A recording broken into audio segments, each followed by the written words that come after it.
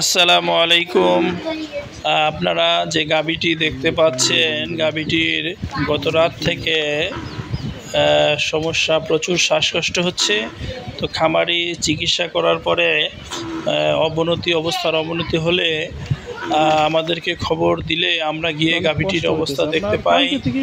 গাভীটি হাঁ করে জিহ্বা বের করে দিয়ে শব্দ করে করে নিঃশ্বাস নিচ্ছে। তো এই অবস্থায় প্রচুর শ্বাসকষ্ট হচ্ছে গাভীটির, প্রায় লাস্ট স্টেজ, লাংসের অবস্থা খুব খারাপ। এই অবস্থা থেকে গাভীর সারভাইভ করা আসলেই খুব কঠিন। গাভীটির কষ্ট দেখে আসলে আমাদেরই অনেক খারাপ লাগতেছে। যাই হোক, তারপরও আমরা গাভীটির কিছু চিকিৎসা প্রদান করি এবং খামারি ভাইদেরকে অনুরোধ করি যেন এরকম সমস্যা হলে আপনারা দ্রুত একজন দক্ষ রেজিস্টার্ড ভেটেরিনারি ডাক্তার অর্থাৎ ডিভিএম ডাক্তারের শরণাপন্ন হবেন।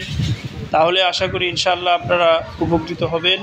তো চিকিৎসা প্রদান করার পরে আমরা চলে আসি। এরপরে এই যে ভিডিও, এটা খামারি আমাদেরকে পাঠায়। তো আলহামদুলিল্লাহ, আল্লাহ তাআলার অশেষ মেহেরবানি, আল্লাহ তাআলার শুকরিয়া যে গাভীটি পুরোপুরি সুস্থ হয়ে গেছে, পুরোপুরি সুস্থ। গাভীর এখন কোনো শ্বাসকষ্ট নেই। হ্যাঁ, আলহামদুলিল্লাহ, গাভী সন্ধ্যা থেকেই ভালো আছে। আল্লাহ তাআলার শুকরিয়া, আলহামদুলিল্লাহ।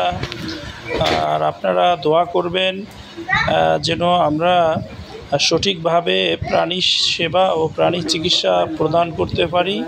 আল্লাহ পাক যেন সে তৌফিক দান করেন। আসসালামু আলাইকুম।